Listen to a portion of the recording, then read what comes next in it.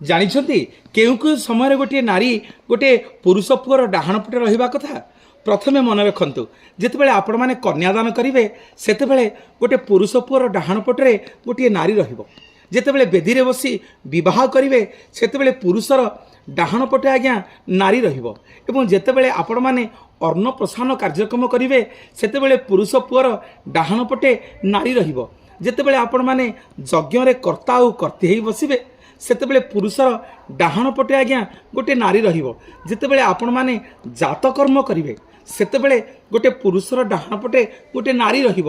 ଏବଂ ଯେତେବେଳେ ଯେକୌଣସି ଦେବ କାର୍ଯ୍ୟ କରିବେ, ହୋମ କାର୍ଯ୍ୟ କରିବେ, ସେ ହୋମ କାର୍ଯ୍ୟରେ ଦେବାଦି କାର୍ଯ୍ୟରେ ସବୁବେଳେ ଗୋଟିଏ ନାରୀ ଆଜ୍ଞା ସ୍ୱାମୀର ଡାହାଣ ପଟେ ରହିଲେ ମଙ୍ଗଳ ହୋଇଥାଏ।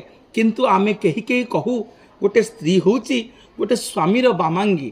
କେଉଁ ସମୟରେ ବାମ ପଟେ ରହିବେ ଏବଂ କେଉଁ ସମୟରେ ଡାହାଣ